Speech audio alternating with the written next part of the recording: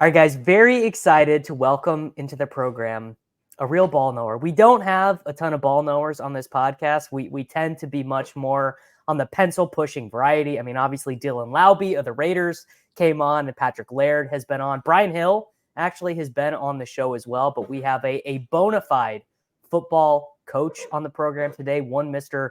Drew Lieberman from the Sideline Hustle. Drew, how are you doing today, man? The season is about to start. It's beautiful, the crisp fall air, although you're in Jacksonville, so probably not that crisp there. Not that crisp, but it is game week, which is exciting, man. Been a long wait for this, so definitely excited to get this thing rolling. All right, so I got to give some background to the listeners. This is how I happened upon you, how we happen upon each other. I'm deep in the weeds for fantasy football stuff, and I find this story on The Athletic about you working with Andrei Iosivias, the third wide receiver for the Cincinnati Bengals, second-year player out of Princeton, of all places. But more importantly, Chase Brown, who, if you are in the fantasy football streets, you know Chase Brown, Zach Moss. It's very contentious. I'm sure that the players themselves would find it hilarious that it is contentious to all of us nerds out here. So actually, let's zoom out a little bit. What is it that when you are working with these players, you've worked with Evan Engram, Brandon Aiyuk, Darius Slayton, what is it that these guys are hoping to accomplish when they come to work with you? Yeah, so really, like my background, I coached college football for years. Coached at Rutgers, coached at University at Albany, Wesleyan University. So like I was really, coaching like a traditional coach, and just kind of didn't love the lifestyle of sleeping under your desk, working 20-hour days, and not really having time for family. So left, started a social media page, and it's the Sideline Hustle, and the content kind of blew up. Mohammed Sanu found me, and I lived with Mo for like the last 4 years of his career. Mo's like one of my best friends now. But so through living with Mo, kind of realized like all the factors at play from an on-field standpoint, off the field standpoint, as far as lifestyle, that like really affect these guys' success. So over the last 3-4 years, I've developed really like a year-round service for these guys that it's coaching. It's private coaching. Like there's a lot of guys out there that do training where they work on movements, they work on drills. This is different than that. We do all the on-field stuff. We work on all the receiver stuff, but it's a full year lifestyle, committing to excellence, committing to get the most out of yourself. So really when they come at this point, there's some guys that come just for the training and for the drill work in the off season. That's cool. But the guys like Dre and Chase, Evan, Brandon Aiyuk, Slay, Darius Slayton, Jacoby Myers, those have been some of the top guys that are with me year round, where we're really just working on improving everything that can affect the end result. So from what their day-to-day schedule is, how they sleep, how they eat, what they do when they wake up, their daily routine, and then, of course, scheduling out the off season, scheduling out how they transition to OTAs, what they can do to supplement the work at OTAs, I fly to them all the time. They come to me in Atlanta when they're not with their team. So it's really just a year-round private service, trying to make them better athletes. But what I realized with Mo, when I first started working with Mo, I thought I could just, provide some great drills, provide some great coaching on the field, and like it would just translate. And then I realized like, oh, wow, there's a whole bunch of other factors that need to be addressed in order for this work to show up. So it's really transformed into this year-round service. And like Dre specifically, he found me through one of his team. Like I'm from Jersey originally. So I used to coach one of Dre's teammates, this kid, Dylan Classy, who went to Princeton as well, was a very good player alongside Dre. And he kind of recommended me to Andrei. Andrei then recommended me to Chase, and those guys both moved to Atlanta for the offseason, and we worked, all offseason long. And for them specifically, like they really didn't have like a crazy background in route running. Like Dre was a nice player at Princeton, didn't have a lot of high-level knowledge of – He was a heptathlete. He was a heptathlete before he was a football player. Exactly. And same with Chase. Like Chase was just an athlete, Didn't really know how to run routes, didn't really know. So like with them, it was cool because they were totally blank slates. Like I got to just from the ground up, like here are the mechanics we want to focus on. Here are some of the lifestyle details I need you to hit on. And they were just like sponges and soaked it all up. With guys like Evan, I met Ev, I think year 5 in his career.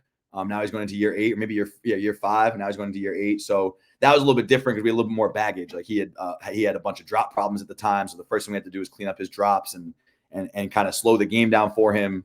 So that was a little bit different process. But overall, I just kind of commit to these guys to, really just be in the weeds with them and live the lifestyle with them 24/7, 365 days a year, and just pushing everything they do to excellence and kind of just demanding their best, in their entire lifestyle. And it's not for everybody. Some guys don't want, that much attention and that much accountability.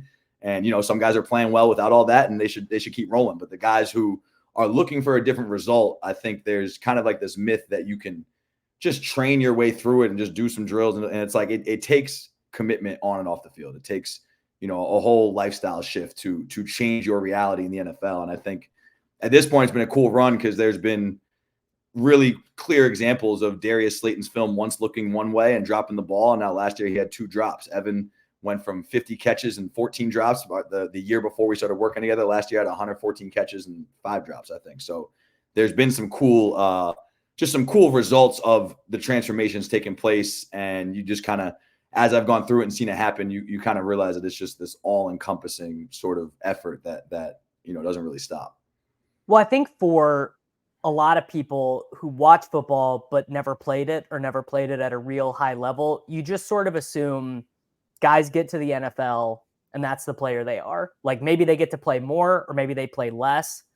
There's not anything you could do to become a better football player. Like you just kind of have your God-given talents. You show up with whatever your combine numbers are, and like that's it. Ja'Marr Chase shows up, and that is Ja'Marr Chase, and Andrei Iosivias shows up, and that's Andrei Iosivias, and he will the numbers that he produces on the field will be dictated by how often his coaches decide to play them, and particularly at running back too. I mean, maybe even more so at wide receiver. I think people just assume a running back is a running back is a running back, but there are like very clear things that these guys can do to get better, which is like, I mean, yeah, I think the deal is you often hear about it after the fact. Very rarely do you hear, oh, this guy spent all off season working, and then you see it really reflected in the production the next year. Well, I guess because everyone shows up to camp in the best shape of their life, theoretically. Yeah.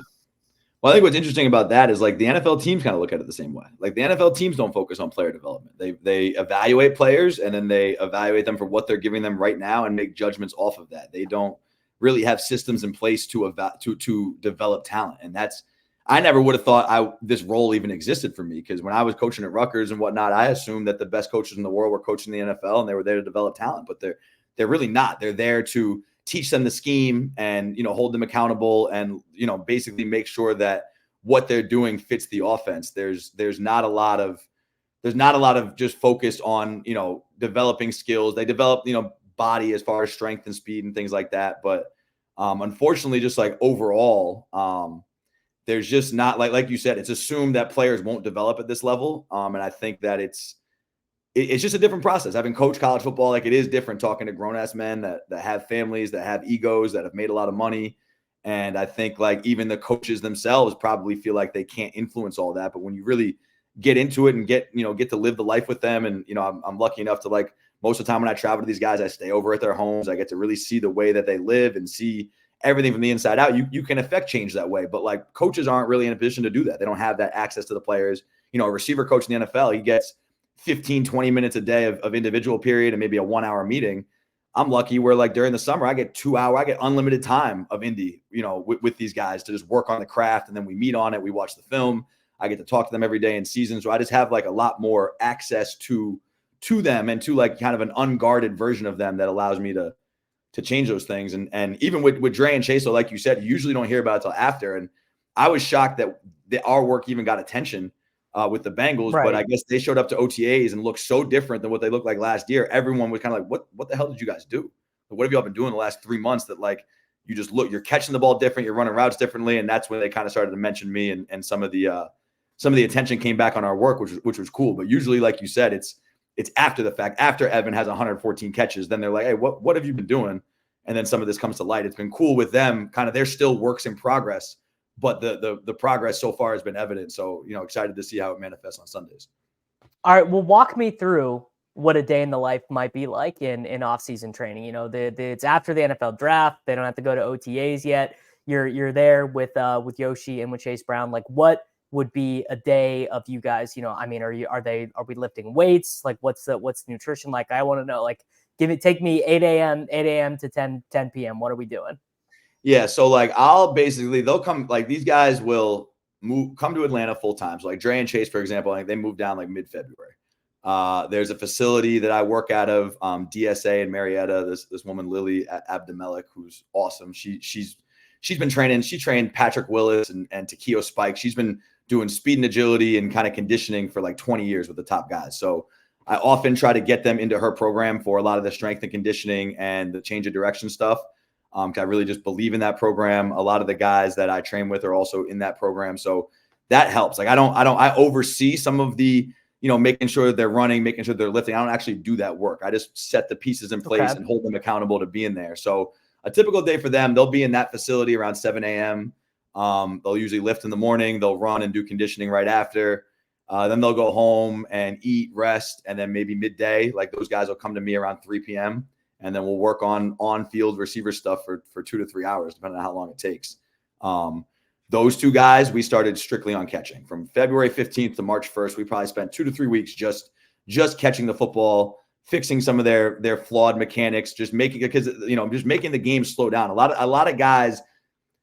Catching is by far the least coached aspect of receiver play. It's unbelievable to actually say that, because that's what they do for a living. But nobody actually teaches these guys how to catch. You just figure you can do it. You just figure you can do it. But it would be like, in basketball, not teaching shooting. Now, shooting is a much harder thing to do than catching a football, but there's still details and craft and things that need to be perfected, certain kind of progress points that we hit to know that it's going to show up. So for those guys, the first thing we did was kind of slow the ball down and get them catching the ball better.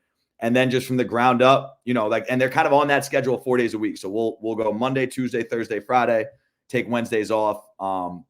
We go really, really hard. Starting March 10th to 15th. Lily's facility, there's a lot of DBs that train out of there too. Casey Hayward, Jonathan Jones. I'm trying to think who else. Mike Carter, who just got paid. Bunch of guys, bunch of really, really good DBs that train there. So around mid-March, we'll start to do releases against the DBs.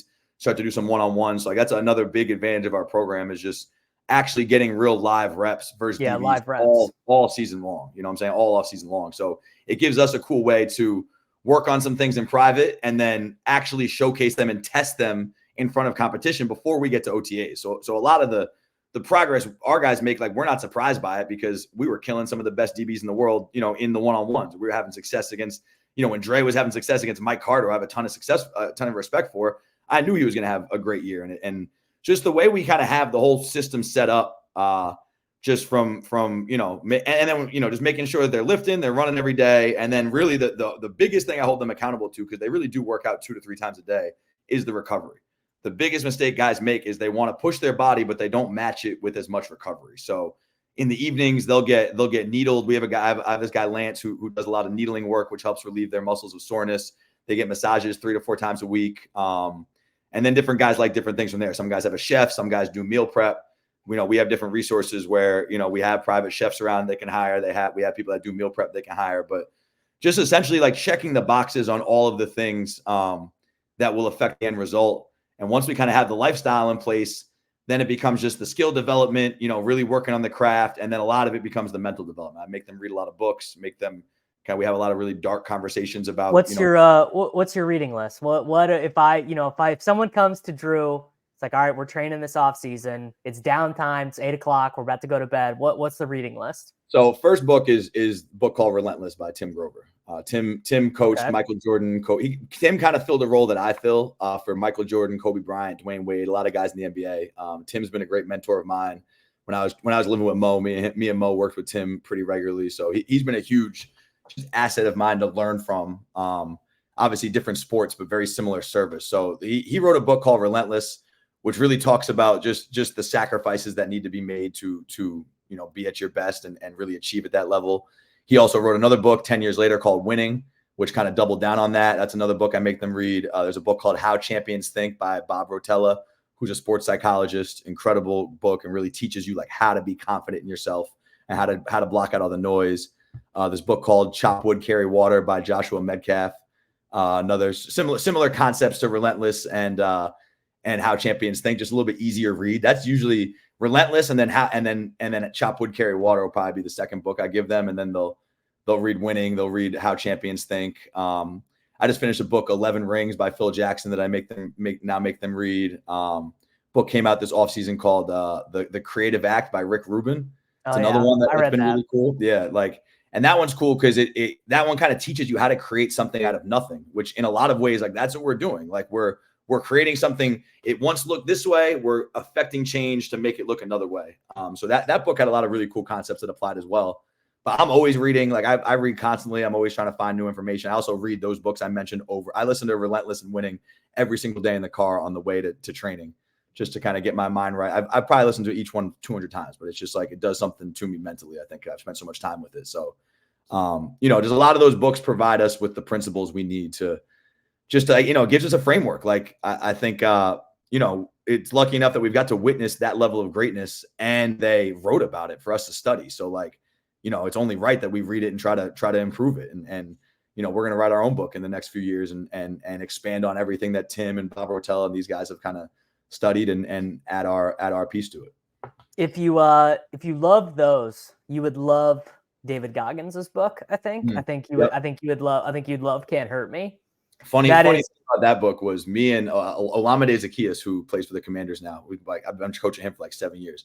We were both reading that book at the same time, and he actually hurt himself one off season because he was like, I can't stop. I have to keep going. And I was like, I love that book, but we have to understand that like his training is very just like different.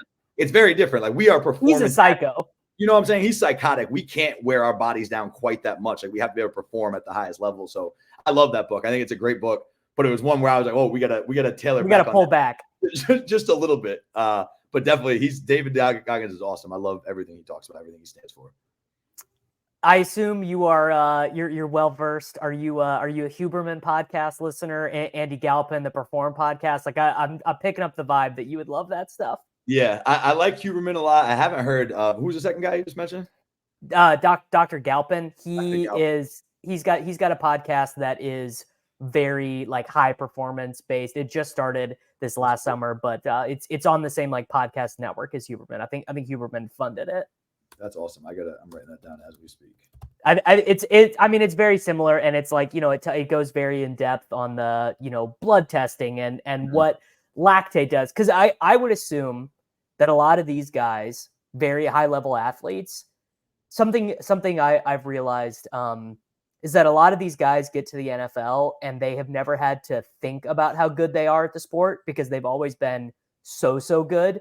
Their bodies have always done, like, especially if you get to the NFL without having ever gotten injured in college, you are just going to be like, well, my body always does what I want and kind of feed it whatever. I can kind of sleep however much I want. I can go out, I can do X, Y, or Z, and I'm still the best player on the field on Saturdays, and I'm still probably going to be really good on Sunday. And it's, well, how do you respond to the first adversity? How do you respond to the first 4-game losing streak because you got drafted to a team that's not very good? Or how do you respond to your first rolled ankle? And some guys probably respond pretty well, but I would assume like a lot of them, that would be their first real adversity in terms of like playing time, in terms of like NFL, not saying like life adversity, but football adversity probably doesn't come until they get to the NFL.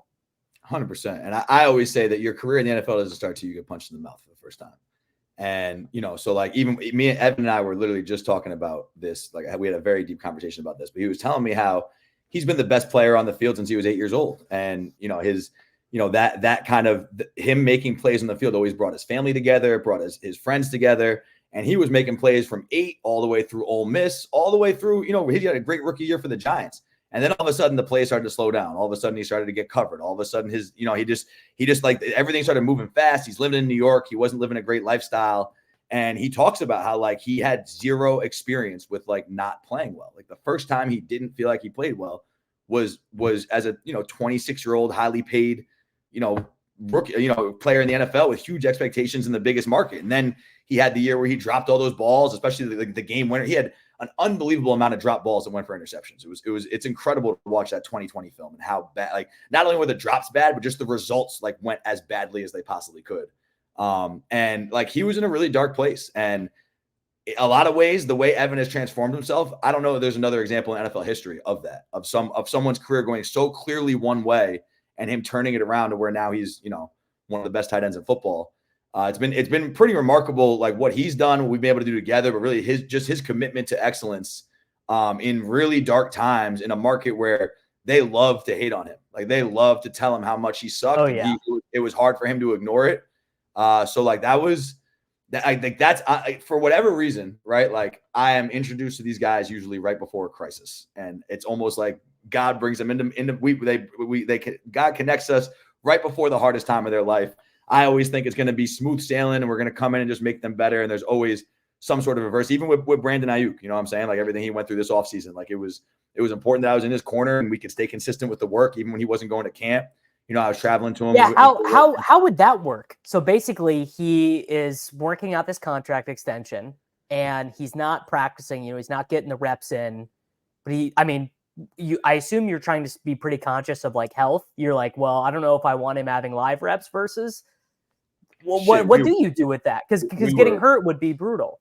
No, it was a blessing because like I had the same experience last year. Evan Engram held out of OTAs as well, so we got to spend 5-6 straight months together, and that's a lot of what led to his success. So it's like the unfortunate part with OTAs is OTAs are kind of designed for the lowest man on the totem pole. They're designed to make sure the bottom level is in shape and they're healthy and they're doing their thing. The guys who work to our standard, a lot of times the work is easier in OTAs and not as detailed and not focused on player development. So like, a lot of times it falls off when the experience of Evan being able to skip OTAs, like now there's other important parts. Like you got to be in OTAs to be like Evan's a captain this year. He wasn't a captain last year because he wasn't at OTAs. So like there's parts of leadership and team camaraderie and building chemistry with your quarterback. Like OTAs are essential for that. When it comes strictly to player development, the best thing they can do is be on the field with me for 3 hours a day for as much as possible. So with Brandon, like while everyone's, has their opinion on how he's acting, we just put our head down and kept getting better. And just kind of worked out a schedule. He came to Atlanta for a long time.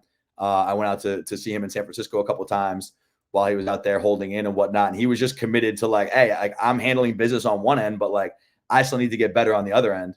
And I'm not just going to let that take care of itself. Like I want to be aggressive about improving my craft. And in some ways it's like, so I travel to all the guys during OTAs.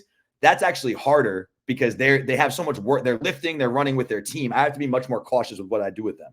With Brandon and with Evan last year, when they skip OTAs, I kind of get free reign to set up the whole program top to bottom because there's not that required workload that the team is putting on them. So it actually gives us a little more freedom to do it the way we'd want to do it. But, it also is up to the athlete at that point. Like no one's forcing him to. So he really has to make the choice to want to set that up for himself. But the guys who want to be great, it's a no-brainer for them. That's just very interesting to think about the dynamics between a team-directed workout and like getting better on your own, because Brandon Aiyuk, Evan Engram, whoever, if you're not with the team, like these guys still want to be good. I mean, I'm sure you have encountered this many times. It's like, oh, these dudes don't care about the team. They don't care about winning. They're holding out. All they want is the bag. But like, that's so not representative of the situation. Like, of course, these guys want to come back and be the best version of themselves possible. Like Brandon Aiyuk is holding out because he deserves to get his bag because he's a great player, but he doesn't want to come back, get the bag, and then, lose targets to whoever, the two new rookies, Pearsall or Cowing. Like he wants to come back and he wants to have the best season he's ever had because that is what these guys are just so built different from the guy that you see in the morning next to you at the cubicle. Like these guys, the things that motivate them, the things that they want out of life are so different than the 9-to-5 mentality. I will say some guys are, some guys aren't. Like the first thing I do with these guys is figure out like what their goals are. Like if their goal is to make money or their goal is like material things, I want to go for 1,000 yards. A lot of times that relationship doesn't work because those things are attainable without me. You know what I'm saying? Like the guys that I work with are the guys that want to get the most out of themselves and really want to be all-time greats and really want to see how good they can be. And with those guys, it's like, that's the mentality where they're, $120 million for BA doesn't settle. Like it makes him feel secure and makes him know that he put his body on the line. He can get injured at any point and his family's secure. Like that's why he has to, once you outplay a contract, like you have to do right by yourself and like get the money you deserve because it could go away at any point. This game is so violent and it's so hard to predict. Like, well, that I definitely agree with. NFL players, they shouldn't. I have never once begrudged in my life an NFL player trying to get more money up front because they get 100% hammered out there. Yeah. So it's just like it's part of the business. But there are guys, like there are examples of guys I've been around, guys I've seen who totally settle down after the money and they stop working and it just becomes less important to them. And I honestly think guys have the right to do that as well. Those aren't guys that I look forward to working with, but like who's to tell, like, okay, if you're the CEO IBM and you make $60 million and decide to call it quits, no one's going to judge you for that. But yet, if you know what I'm saying, you take that same approach as an athlete and you're a piece of shit and all these things people will say. But at the end of the day, like, they put their body on the line. If some guys put their body on the line to use the game to provide for their family, like, that's ultimately up to them to decide to take the foot off the gas when they get paid. Like, that's their goal. Like, they don't, you know what I'm saying? Like, for a guy I've never worked with, but I know of, like Kenny Galladay seemed to have done that. I don't judge Kenny. Like, Giants fans hate him and they're pissed they paid him all this money and it didn't work out. But like, the dude put his body on the line and worked his ass off to get paid and get paid generational money, and then decided that it doesn't seem like greatness was that important to him. And that's fine. At the end of the day, like, he played football and got rich off of it. Like, isn't that everyone's dream? You know what I'm saying? There's a very, very small percentage of people who then want to take it further. But those are the guys that I really look to work with, but it takes a lot of vetting to figure out their mindset. Otherwise, it's like, I'm an asshole when I coach. I'm demanding. Like, it's just not going to work if you're not trying to get the most out of yourself. Well, that's so, you're giving examples of guys who are like really ready to either recover from a bad season or kind of take the next step. Like Yoshi and Chase. It's funny you call him Dre. Like, everyone in fantasy football calls him Yoshi, which I does anyone call him that? Like, in his life? I assume not. I think his teammates do. Like, I know Mike Hilton is another DB that trains with us, and he's obviously his teammate. He calls him Yoshi. I've just always called him Andre or Dre. Okay. So Yoshi and Chase Brown, these are guys who are like ready. They got to fulfill bigger roles on their teams. Like, they're well, not that they need to, but that if they come in and prepare themselves and they're the best man for the job, they will have a larger role for the teams. But I'm wondering, let's just say theoretically, we get off this podcast and Justin Jefferson or CeeDee Lamb gives you a call.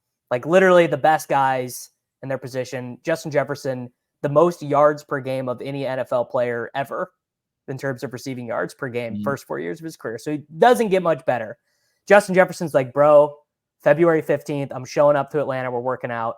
What do you do in that spot? How would you approach that as like, this guy's the best of the best already. How do I work with someone that incredibly good already? It's all the same stuff. I mean, like, with them, like, it's similar to starting out with BA, right? Like, some of the fundamentals they figured out a little bit more on their own, so we don't have to spend as much time building them. But there's still like certain things like everyone nowadays in receiver training loves to work on the fancy stuff, loves to work on the top of route shifts, all the stuff that looks good on social media, but routes are run at full speed. Routes are run with the number one thing you have to do better is catch the football better. And you have to run routes with no indicators. I mean, and what we call like controlling your body language, being able to make everything look the same. That's something most guys don't train and most guys don't really have a basis for. They have little tools to do it themselves, but learning to play at your top speed, like, I would get them to play faster with more control. I would get them to catch the ball better so the game is even slower. We would work on their best releases so that they're even deadlier. There's just ways to, there's just ways to bring intention to the training, bring some extra accountability or extra challenges just to push their limits. But a lot of it is just figuring out sort of how they think too. Like, a lot of those conversations with them would be like, okay, rather than telling them how to think, like, a guy like Dre, I'm telling him how to think because he doesn't have any experience to tell me how he would think. There's times where he gets to give his opinion, but at Justin Jefferson, it would be more of a conversation of like, hey, how would you approach this here? Okay, here's how we can make this better. So it just becomes a little bit more player led when you're a better player. Like, even with Evan, in the beginning with Evan, I had to tell him everything how to think. Now that he's so accomplished, we very much work together. And it's like, hey, Ev, how would you approach this situation here? What's your first instinct? Okay, yes, I like that. Be conscious of this, and let's work on this part. But it just becomes a little bit more conversational, a little more give and take. I think they earn that when they're a little bit more accomplished. But a lot of the work, a lot of the fundamentals, a lot of the things that matter, those are the same across the board. All right, I want to zoom out a little bit and talk some football nerd type stuff. What is the offensive philosophy like in terms of nomenclature for routes and things like that you grew up in? Are you like West Coast offense? Are you air raid? I know that you coached at Wesleyan University and at Rutgers. I don't know who the head coach was then at the time, but kind of like how you learned about routes and run versus just all that stuff. What is your kind of background there? So I was lucky when I learned most of that stuff at Rutgers. We had so many great coaches. The Ralph Friedgen, who's the former head coach at Maryland, he was my first offensive coordinator at Rutgers. He's like a college football Hall of Famer. he ran like kind of a traditional 2-back offense that we would spread out when needed. We want to take advantage of personnel mismatches. He kind of ran like a Kyle Shanahan type offense, a lot of different personnel groups, able to play multiple players. Like one of our key players in that time was this kid, Michael Burton, who's now the fullback for the Broncos going into year 10. Mike was incredible because Mike could split out and catch the ball wide out. He played fullback and lead block. We could hand on the ball. So like Ralph really did a great job of finding guys who could do multiple things and putting them in positions to create mismatches. And I really learned how formations and motions and personnel groups kind of force the defense's hand. And whenever you force the defense's hand to go into a certain look and you can predict the look they're going to run, then everyone can play with confidence. They know what they're going to see. That, you know, it's what we practice. So Ralph did a really good job of forcing the look we wanted with the way he formatted everything, with the way we motioned into things, and kind of would force the defense's hands, and was a genius at like mid-game figuring out what adjustment to make to force them to make, to make an adjustment on his time and not the other way around. So, and then I worked for Ben McDaniels, who's Josh McDaniels' younger brother. And Ben really had a high understanding of wide receiver technique, different route running things that really gave me the basis of what I learned. Now the New England philosophy is a little bit restrictive because, with Tom and them, it was all based on timing and pre-snap reads, and Tom would get the ball out fast. He never had a lot of dynamic receivers. So a lot of their freedom to run routes creatively was very restricted, but I learned a lot of the fundamentals there. And then really living with Mo is when I learned like the NFL route running game, where I learned, when you can add creativity to things, what rules can kind of be bent in order to allow your physical ability to shine. There's some systems that really don't. Some coaches, there's really two types of coaches in the world, right? There's people that believe that the scheme is the reason why, and there's people who believe that the players are the reason why. I'm a big believer that the players are the reason why. I think anyone who thinks it's scheme ultimately ends up getting themselves in trouble. It's just hard. It's hard. The Patriots, I think, believed in scheme and it worked because you have Tom Brady. But 99% of the time, like you have to trust your players to make plays and give them the freedom to make plays, the best way they know how to. And especially in the NFL, when you're paying these guys that much money, like the more you restrict them and make them fit into a scheme, the more you're taking away from their natural ability. So I think a big, what I learned with Mo, who was a very creative route runner, but also a good system player and always never like bucked the system in order to get open. I learned how to teach creativity and teach the individuality within the system. Whereas like college football, there's really none of that. Like in college football, it is the system. You're a young kid. You don't know any better. Right. So it's just a different mentality. So I think I've really learned the fundamentals of offensive scheme from Ralph in a kind of Kyle Shanahan type offense, learned receiver play from Ben, and then really learned how to coach, like how to hold guys accountable from my guy, Anthony Campanelli, who was at Rutgers with me as well. He's now with the Green Bay Packers as the run game coordinator on defense. And, learned a lot of different things from them. And then really like kind of the finishing lessons was just learning the NFL game, firsthand living with Mo. So I want to come back to that idea, the idea of scheme versus player talent, because your guy, Brandon Aiyuk, would have been around for a lot of these conversations, but I just always love to talk about this with real ball knowers, people who know the game, people of my ilk, the pencil pushers, the fantasy football bros. We have a real hard time, Drew, with the San Francisco 49ers offense, with the Vikings offense, honestly, to some extent, even the Browns offense. I would call it, it's unfair to call it just the Shanahan offense, because obviously it's not just Kyle and it's not just his dad. I would say it's the West Coast offense with the run heavy tint to it, where it just feels like that particularly is on easy mode for the quarterback and actually for the offensive line, because their jobs are so prescribed. They know exactly what they're going to do before the ball is even snapped, more or less. And obviously it's led to a lot of derogatory statements about players with, great resumes. Jimmy Garoppolo, a lot of great games, multiple, made it to a Super Bowl. Brock Purdy is about to get the absolute bag next offseason for the 49ers. A lot of people are going to have their opinions about that. You have the experience working with Aiyuk. Can you just talk to me a little bit about that Shanahan offense and what makes it so unique at the NFL level? Yeah, to me, he's a genius at creating those mismatches. Like the 49ers are good because they have talent all around the field, but he doesn't force the ball to one player or the other. He allows, the defense is going to declare their hand and figure out who they want to take away. And then he's lucky enough where, okay, you want to take away BA? Well, we can get the ball to Deebo Samuel in space. All right. You want to take that away? Well, now we have Kittle one-on-one and stuff. Like, no matter what, there's going to be a one-on-one matchup. And Kyle's scheme, like similar to, McVay and them, like he has a lot of good pass schemes that get guys wide open, right? Like that's a lot of like Brandon's success is they created one-on-one matchups for Brandon, and he's going to win a one-on-one matchup 90% of the times. And he would run his best route and he'd be wide open. That's how he averaged 18 yards a catch or whatever it was, which was insane. But a lot of that is the product of having all the talent around him where the defense can't key in on him, and then combine that with, the way Shanahan uses formations, uses motions, uses personnel groups to kind of dictate what the defense does. I think as you're breaking down a defense, during a week, you kind of just see like they have base calls to certain things. And when you give an exotic formation or a bunch of different motions, it becomes harder for them to disguise what they're doing. And they kind of have to start to declare, how they're going to defend that because, in order to stay sound and not misfit a gap or whatever it is. So they do a great job of studying that, figuring out the holes in that defense. And once they find one thing where they can force the defense's hand, then they have a bunch of counters off of that. So I think just their ability to create mismatches. Justin Jefferson is in many ways in that Cooper Kupp role, like very similar offense.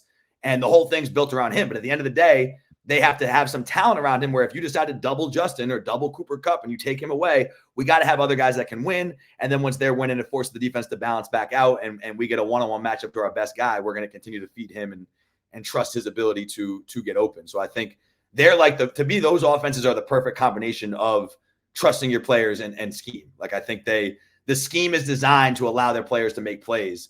Whereas there's other systems with guys that come from that background that are the scheme is the scheme, and they don't want the individual creativity within the scheme. They just want you to run the route to the depth. They want you to get there on time. And if you're not open, the scheme will take care of it. But I think Kyle and with the Vikings, with the Rams, they do a good job of saying like, here's the play, but you have freedom to run this, your way to get open. And we're going to trust you to do that.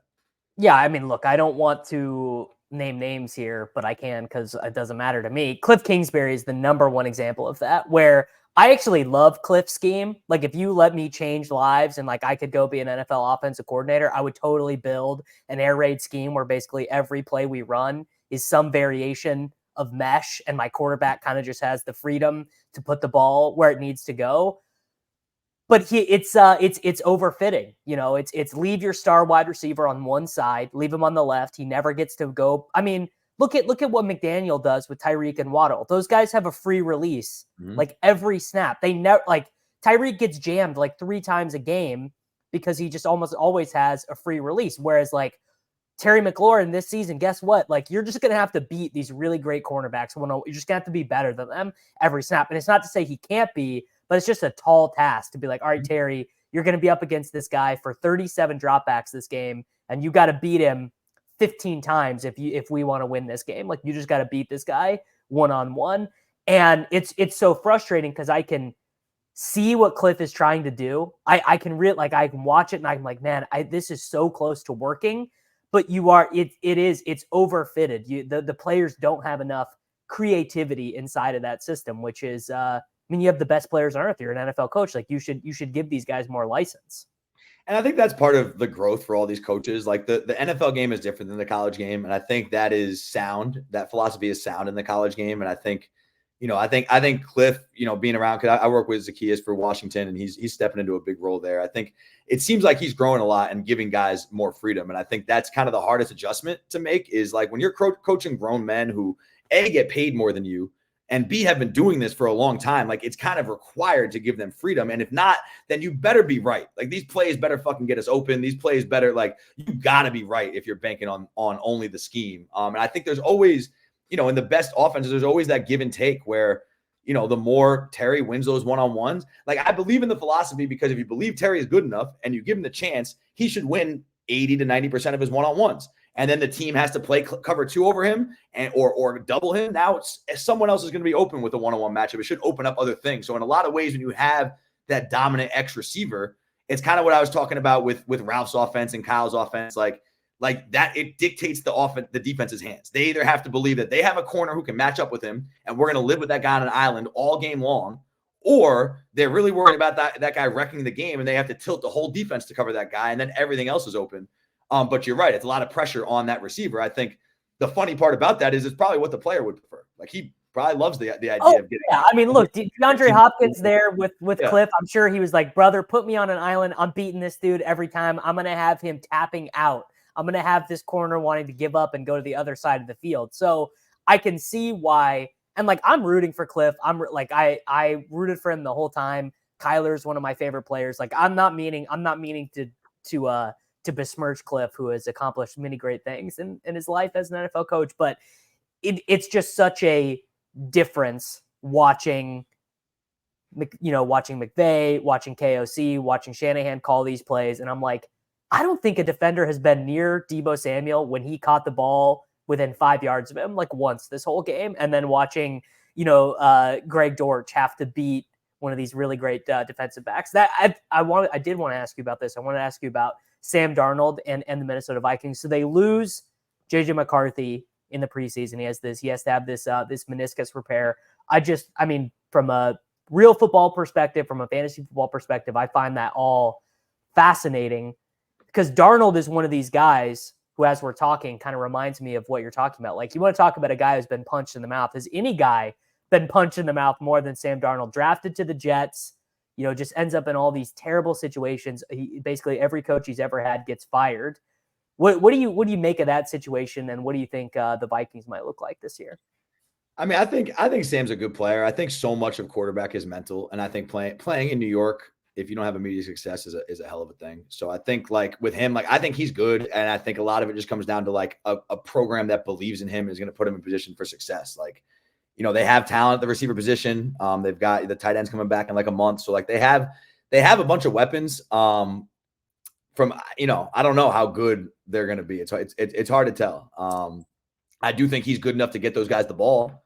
That's what I think. I think from watching Darnold, he's good at, like, Justin Jefferson, best wide receiver in the NFL. He's still going to be Justin Jefferson, in my opinion. Like from a fantasy perspective, like I know everyone's talking about Justin's numbers dipping. Like, I don't know if I see that. Like, I think he's good enough to allow Justin to make the plays that he's going to make. But also to take that pressure off of him, like Jordan's got to step up. When Hockenson comes back, like they all got to play well and win their one-on-ones as well. Otherwise, it's like, it becomes the reverse, right? Like you have a dominant receiver like Jefferson. Let's say you're not comfortable playing him one-on-one, but if you are comfortable playing Jordan Addison one-on-one and playing Hockenson one-on-one, then you can double Jefferson the whole game, and that becomes troublesome for some guys. So like you really need that tandem. You need another guy. Pretty much everyone now, it's so pass heavy. You need another guy who can win a one-on-one. Whereas in the past, you could kind of just have that one guy and you could run the ball and you could build around that. Like once you have a 1-2 punch, like Jacoby and Devonta in Las Vegas, I'm excited to see that this year. Because I think Kobe's going to take on a bigger role, but it shouldn't be at the expense of Tay. Like they should both just help to get each other open. And whoever the mismatch is for that game, if you leave Tay one-on-one, you should let him kill that guy 15 times. But there's going to be a lot of teams that say, I refuse to do that. And now Kobe's going to be one-on-one and he should get the ball 10 to 15 times.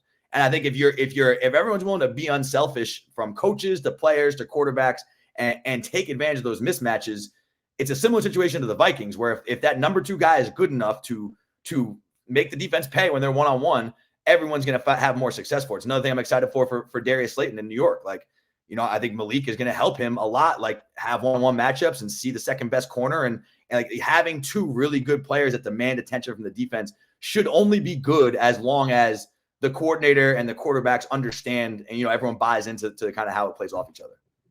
Well, all right, this can be the last thing that we talk about then, and I will let you on your way. You've shared a lot of your time with me, and I appreciate it. This evolution in the NFL, it's the pass heaviest that the NFL has ever been, even more than the people do actually forget the 70s were incredibly pass heavy. Eric Coryell and stuff. NFL was very high scoring, not a lot of defense being played. The offenses had a huge advantage then. It's even more pass heavy than it is then. But yards per pass attempt is lower than it's been in 10 years, which is crazy. It's even lower than that 2011 season, the year that Stafford and Eli and all these guys threw for 5,000 yards after the lockout.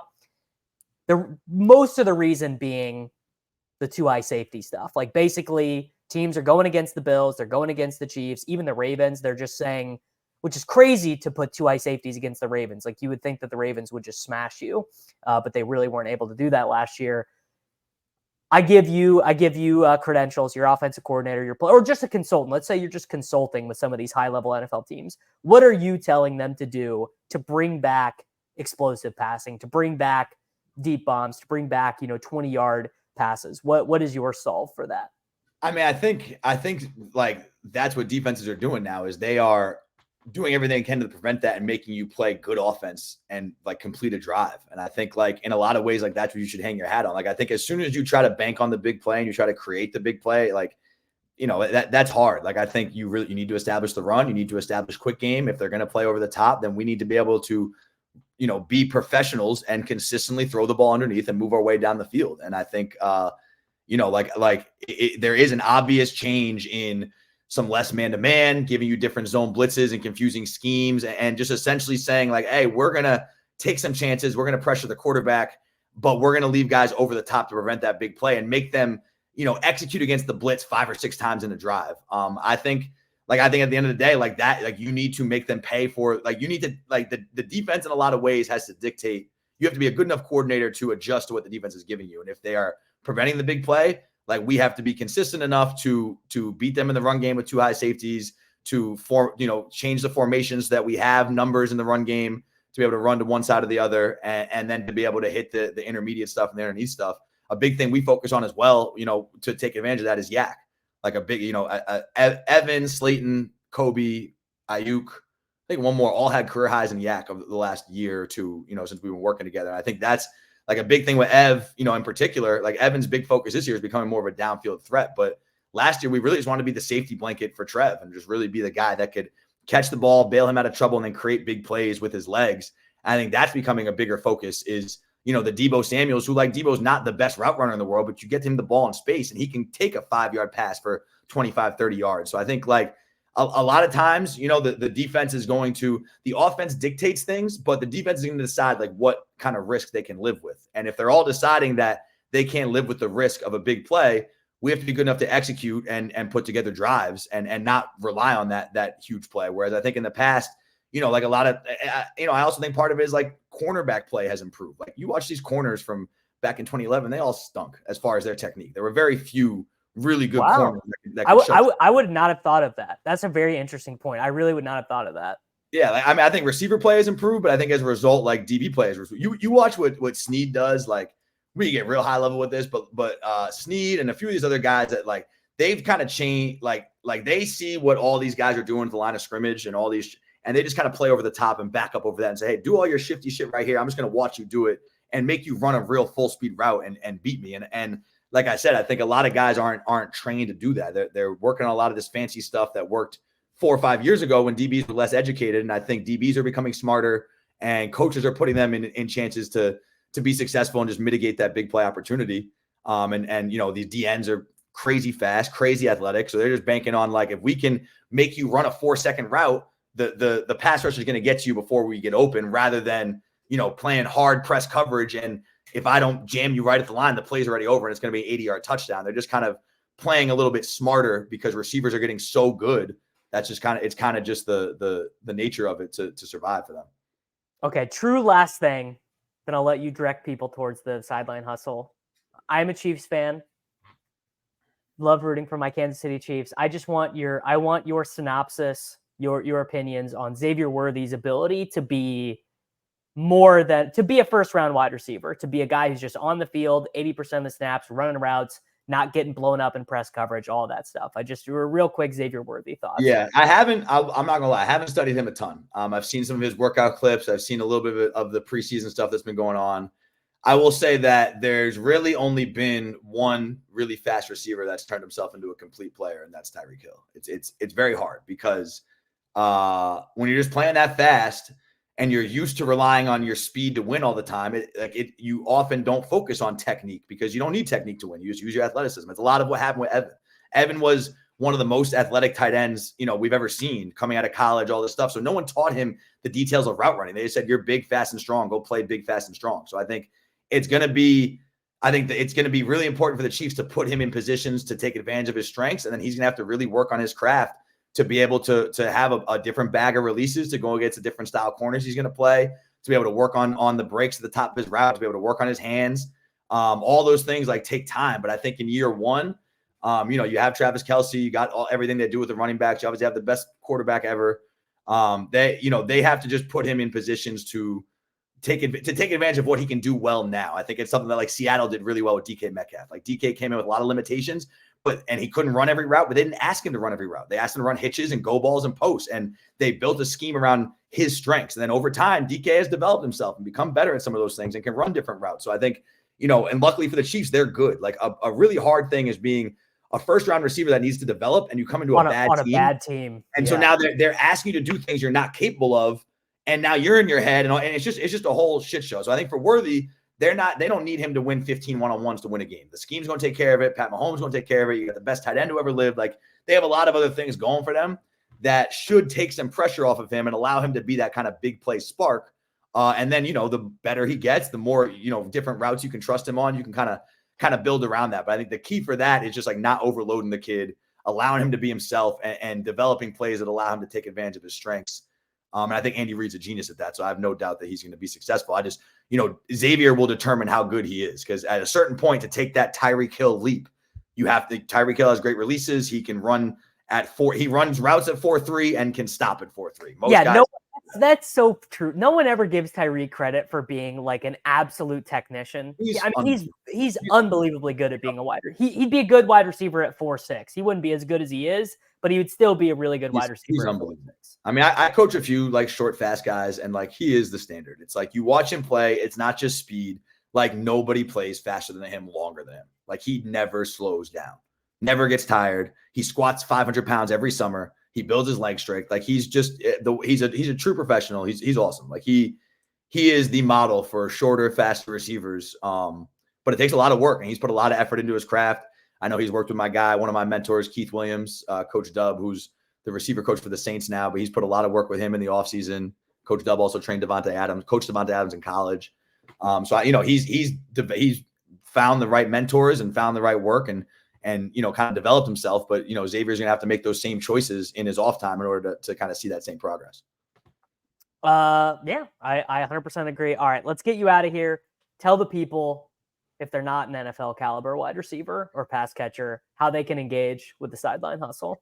Yeah, so find us on Instagram, on Twitter, even YouTube at Sideline Hustle. When I first started this, it was all like my whole reputation was built creating route running content online and just kind of breaking down storytelling, the route and breaking down teach tapes and different ways of running routes. And through that gained a lot of attention from NFL guys, developed a bunch of clients. But over the last 3 years, I've kind of just been dark as far as the content, just been focused on getting these results that we've been blessed enough to have with the guys who believe in us. And now that we've kind of gotten to that place where I feel like our system's in place. We got guys playing really well. I want to get back to sharing this with the world. So just excited to get our name back out there. Excited just to teach the game online. That's really the goal of all of our content, is just to educate and teach route running and showcase, the work we're doing and the results that it's leading to. So anyone who's a route running junkie and who, just wants to see that side of the game. Like we do this every Wednesday. We come out with this series called Routes Like Picasso, which will count down the top 10 routes in the NFL. Which has been really successful for us. So just kind of getting back to some of this content and, trying to share our work with the world again. It should be, a good, fun season for that. All right. Well, that's very cool. I will engage with that. And I hope my boys, Xavier Worthy, Rashee Rice, and Hollywood Brown show up. I'm so used to saying McCall Hardman, although he's still a Chief. Hollywood Brown show up on that list. Guys, a link to the Sideline Hustle will be in the description of this on YouTube and on Apple Podcasts. Thank you very much, Drew, for his time, and I'll be back with you guys next week.